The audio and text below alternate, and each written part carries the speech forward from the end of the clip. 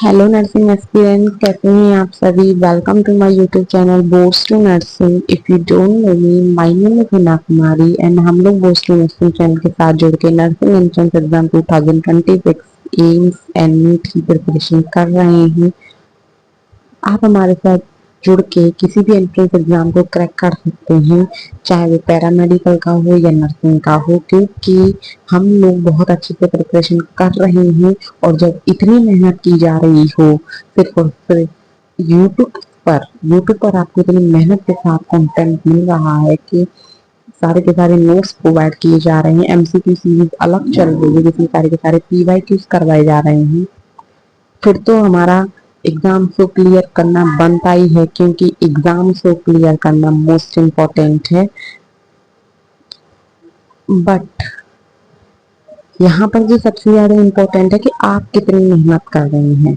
मैं आपके साथ मेहनत कर रही हूँ, ये आप लोगों को शायद दिख रहा होगा कि मैं आपके साथ डेली पढ़ती हूँ, ओके। लेकिन आप लोग कितनी मेहनत कर रहे हैं वो आपके ऊपर डिपेंड है। आप लेक्चर्स को पूरा देख रहे हैं या फिर आधा अधूरा देख करके ही छोड़ देते हैं, क्योंकि हो सकता है कि आपने जहां तक देखा हो वहां तक थोड़ी सी चीजें आपने पढ़ी हो, लास्ट में कुछ ऐसा इम्पोर्टेंट हो जिसे आप मिस कर दें। मेरी क्लास का एक पॉइंट इम्पोर्टेंट इसलिए है क्योंकि मेरी नोट्स सच में बहुत इम्पोर्टेंट है। मैंने अपनी स्टडी के टाइम की नोट्स आप लोगों को प्रोवाइड कर रही हूँ जब मैं स्टडी करती थी। एंड मैंने तब जो नोट्स बनाए थे and he got very successful note, उसके अकॉर्डिंग मैं मतलब आप लोगों को पढ़ा रही हूँ जिन नोट्स से मैंने स्टडी की है। सो मैं चाहती हूँ कि ये नोट्स सबको मिले, ओके। जैसे कि हम लोग ह्यूमन हेल्थ एंड डिसीज को चैप्टर पढ़ रहे हैं, इसमें हम लोग काफी चीजें किसकी क्लियर कर चुके हैं। एंड हमने इसमें बहुत सारी चीजों को मतलब समझ लिया है। बहुत ही इम्पोर्टेंट ये चैप्टर है। लास्ट तक वीडियो को जरूर देखना, क्योंकि मैं बहुत सारी इंपॉर्टेंट चीजें पढ़ाने वाली हूँ एंड आपके एग्जाम के पॉइंट ऑफ व्यू से क्या क्या इंपॉर्टेंट होता है ये भी मैं आपको बता देती हूँ। सो लास्ट तक देखना वीडियो को विदाउट स्किप किए, ओके। और अगर आपने अभी तक मेरे चैनल को सब्सक्राइब नहीं करी, सब्सक्राइब कर दीजिए, क्योंकि ये नोट्स इस तरीके के नोट्स आपको कहीं नहीं मिलेंगे। ये नोट्स वो हैं जो आप बैच लेकर के पैसों से जब आप बैच लेते हो ना, तब जाकर उस बैच में आपको इस तरीके के नोट्स प्रोवाइड किए जाते हैं। और मैं आप लोगों को फ्री में इस तरीके के नोट्स प्रोवाइड कर रही हूँ, तो सोचो कितनी मेहनत कर रही हूँ मैं आप लोगों के लिए। सो प्लीज मेरे साथ बने रहें, मेरे चैनल को सब्सक्राइब कर लें। का टॉपिक है हमारा लिम्फोइड ऑर्गन। कल हमने काफी सारे टॉपिक्स को स्टिल क्लियर किया था, जैसे एलर्जी, ऑटोइम्यून डिसीज, लिम्फोसाइट्स, बहुत सारे टॉपिक्स को हमने क्रिस्टल क्लियर किया था कल, ओके। इम्यूनिटी भी हमने पढ़ा था कल। अगर आप लोगों ने मेरे कल वाले लेक्चर को नहीं देखा है तो देख लेना, वो बहुत ज्यादा मोस्ट इम्पोर्टेंट है। सो लिम्फोइड ऑर्गन आज हम पढ़ने वाले हैं।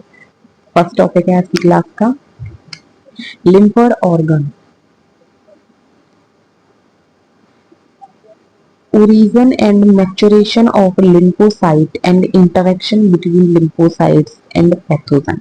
मतलब लिम्फोइड ऑर्गन वो होते हैं जहां पर ओरिजन होता है लिम्फोसाइट का, या मैचुरेशन होता है, या फिर इंटरेक्शन करता है लिम्फोसाइट्स एंड पैथोजन के बीच में, वो लिम्फोइड ऑर्गन होते हैं।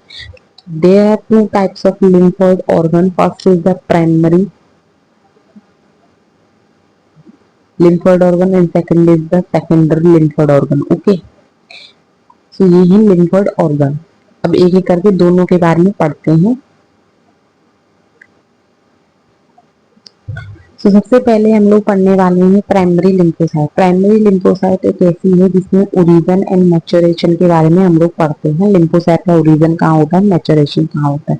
तो सबसे पहले आता है बोन मैरो। बोन मैरो में क्या होता है, origin of T and B. T lymphocyte and B lymphocyte का ओरिजन होता है, but it is also maturation of B lymphocyte. B lymphocyte का यहाँ पर मैचुरेशन होता है, मैंने लास्ट क्लास में आपको क्लियरली बताया था। एंड थाइमस, थाइमस में मैचुरेशन होता है ओनली टी लिम्फोसाइट का, ओके।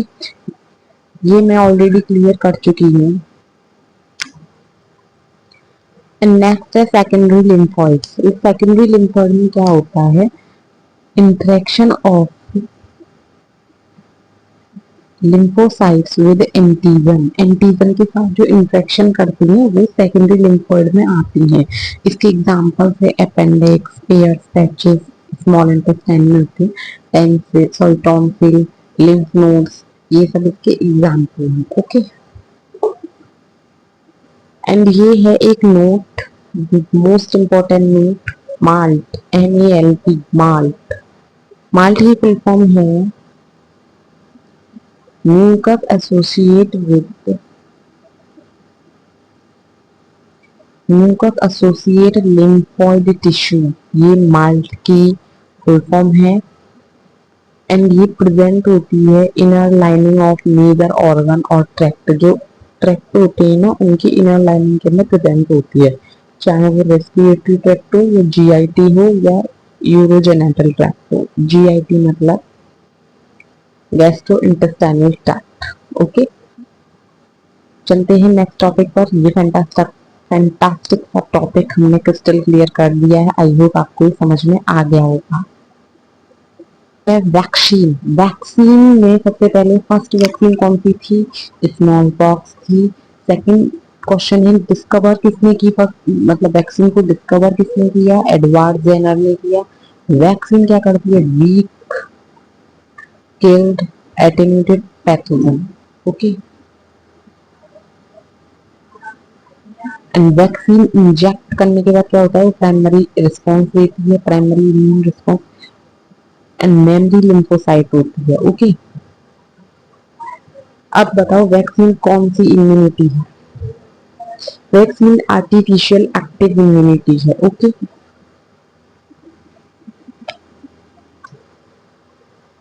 नेक्स्ट टॉपिक है ड्रग्स। ड्रग्स में हम सब लोग सबसे पहले पढ़ने वाले हैं ओपियोड्स। ओपियोड्स जो है किससे ऑब्टेन होता है, इसका एक प्लांट होता है पेपेवर सोमनिफेरम, इसको हम पॉपी प्लांट भी कहते हैं। ओके, ओपियम जो होता है ऑब्टेन फ्रॉम अनराइप या latex fruit of Poppy plant. जो पॉपी प्लांट के फ्रूट होते हैं या लेटेक्स होते हैं, फ्रूट कैसे, अनराइप फ्रूट्स। ओके, तो उससे हमें ये ओपियम ऑब्टेन होता है। ओके,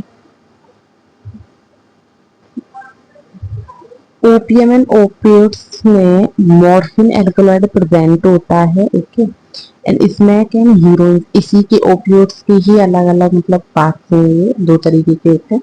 तो डाई एसिटाइल और मॉर्फिन हम इसे कहते हैं स्मैक हीरोइन को। ये क्या होता है, smack formed by acetylation of morphine. Morphine जो होती है उसका एसिटाइलेशन करने के बाद हमें ये ऑब्टेन होती है। ओके, एंड व्हाइट कलर की होती है, स्मेल लेस होती है, मॉर्फिन क्रिस्टली कंपाउंड्स होते हैं। ये याद रखना है कि व्हाइट कलर की होती है smack heroine. Okay, smell less होती है। ओके,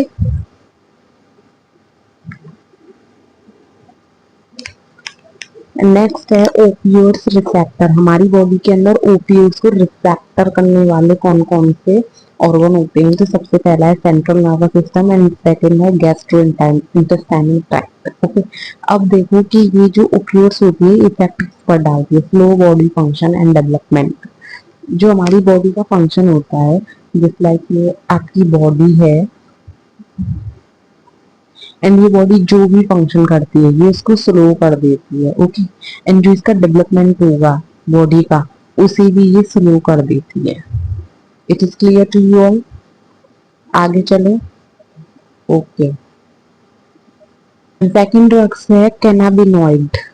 कैनाबिनॉइड जो होती है वो ऑब्टेन होती है ना कैनाबिनस सटिवा से। इसके इन्फ्लोरेंसेस जो पार्ट होते हैं ना उनसे हमें ये ऑब्टेन होती है। ओके, कैनाबिनॉइड ड्रग्स में कौन कौन सी एग्जांपल है, जैसे उसमें था स्मैक हीरोइन, ओपियम या ओपिएट्स, है ना, उसी तरीके से इसमें भी एग्जांपल्स हैं।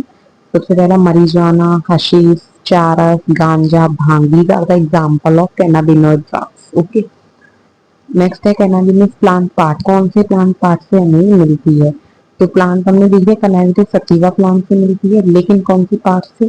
फ्लावर हो गया, फ्लावर टिप्स या लीफ या रेजिन, ये इसके जो फ्लावर की जो पार्ट्स होते हैं इनसे हमें ऑब्टेन होती है। रिसेप्टर क्या होता है हमारी बॉडी में इसके? कैनाबिनॉइड को सबसे पहले रिसेप्ट कौन करता है? हमारा ब्रेन करता है, एंड हमारा कार्डियोवास्कुलर सिस्टम करता है। ओके, आगे चलते हैं। ड्रग है आपकी कोका एल्कलॉइड। कोका एल्कलॉइड को हम कोक एंड क्रैक भी कहते हैं। ये किससे ऑब्टेन होती है? एरेथ्रोजाइलम कोका से ऑब्टेन होती है। ये साउथ अमेरिका में मिलता है। एंड इससे क्या इफेक्ट पड़ते हैं हमारी बॉडी पे? Inhibit dopamine transportation. जो हमारा डोपामाइन ट्रांसपोर्टेशन होता है ये उसे इनहिबिट कर देती है। एंड नेक्स्ट है euphoria, sorry euphoria and increase energy. Euphoria and energy को बहुत ज्यादा इंक्रीज कर देती है, हेलुसिनेशन कर देती है, सीएनएस पर इफेक्ट करती है, सेंट्रल नर्वस सिस्टम पर। ओके, हेलुसिनेशन मीन्स भ्रम होने लगता है इंसान को। ओके,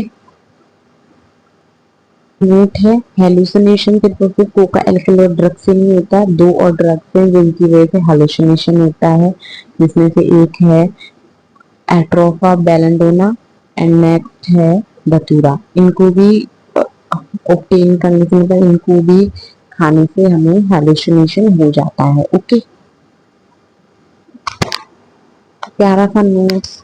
देखो कुछ ड्रग्स ऐसी होती हैं जिन्हें लोग मतलब अपनी छोटी मोटी डिसीज में लेते हैं, जैसे कि है बारबिटूरेट्स एंड सेकंड है एम्फेटामिन्स। ओके, एंड थर्ड है बेंजोडाइजाइंस। ये ओके, ये थ्री ड्रग्स हैं जिन्हें हमें generally use as medicine, medicine के तौर पर हमें यूज करते हैं। बट किस मेडिसिन के तौर पर? मेंटल इलनेस हो गया, डिप्रेशन हो गया, इंसोम्निया हो गया। लेकिन ये भी ड्रग्स की तरह है, अगर हम ज्यादा लेते हैं तो हमें इनकी आदत पड़ जाती है। तो ये वो एक पेन किलर होती है, ये क्वेश्चन पूछा जाता है, मोस्ट इम्पोर्टेंट है, इसलिए मैंने इसे अलग पेज पे एकदम बड़ा बड़ा लिखा है आपके लिए कि मॉर्फिन एक पेन किलर मेडिसिन होती है। ओके, तो पढ़ने वाले हैं अल्कोहल। अल्कोहल एक छोटा सा टॉपिक है, इसे भी जल्दी से कंप्लीट करते हैं। सो अल्कोहल होता है हमारा इथेनॉल, इथेनॉल बोलते C2H5OH। ओके, अल्कोहल क्या इफेक्ट करता है? ये हमारे ब्रेन के सेरेब्रम पार्ट को इफेक्ट करता है। ओके, एंड बॉडी बैलेंस का क्या कर देता है? डिक्रीजिंग कर देता है बॉडी बैलेंस को। एंड थर्ड, लीवर पर, जो लीवर होता है उसे फैटी लीवर कर देता है, फैटी लीवर कर देता है लीवर को, और इसे कहते हैं लीवर सिरोसिस।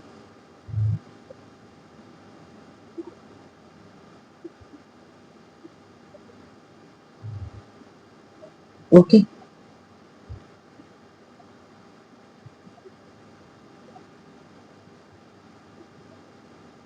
प्रोडक्शन, अल्कोहल का प्रोडक्शन कैसे होता है मैंने आप लोगों को बताया था, शुगर फर्मेंटेशन से होता है। शुगर फर्मेंटेशन से हम लोग अल्कोहल का प्रोडक्शन करते हैं। ओके,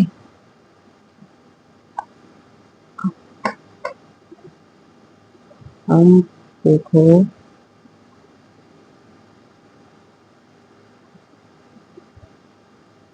एडोलोसेंस पीरियड किसे कहते हैं? एडोलेसेंस पीरियड कहते हैं 12 टू 18 ईयर ओल्ड बच्चे को, जो उसका अभी 12 से 18 साल के बीच का जो टाइम होता है उसे हम एडोलेसेंस पीरियड कहते हैं। ठीक है, अल्कोहल में एक मोस्ट इम्पोर्टेंट पार्ट है विड्रॉल सिम्टम्स। विड्रॉल सिम्टम्स कब आते हैं? जब हम डिसकंटिन्यूस ड्रग्स करते हैं, मतलब जैसे किसी को ड्रग्स की आदत है। ओके, वो जैसे कि जस्ट लाइक दैट ये एक स्टूडेंट है, वैसे तो स्टूडेंट की आदत नहीं होनी चाहिए, बट ये एक मतलब मान लो कि कोई एक मनुष्य है। ओके, एंड ये कंटिन्यूस ड्रग्स लेता है। क्या लेता है? ड्रग्स लेता है कंटिन्यूस।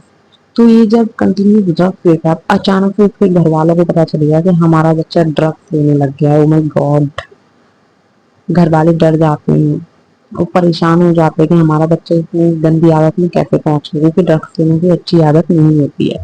फिर जब उसका इलाज करवाते हैं तो वहां उसकी धीरे धीरे करके ड्रग्स की आदत जो है छूटने लगती है, टूटती है ना, तो उस टाइम पे विड्रॉल सिम्टम्स आते हैं, जैसे कि अल्कोहल की या ड्रग्स की आदत को छोड़ रहे होते हैं। ओके, सो सिम्टम्स हमें दिखाई देते हैं। First is the anxiety, second is the shakiness, third is the nausea and last is the sweating. हमें बहुत सारा पसीना आने लगता है, घबराहट होती है, कपकहाट होती है, नोजिया हो जाता है। इस तरीके की चीजें हमें देखने को मिलती है, हमारे बॉडी के अंदर चेंजेस होने लगते हैं।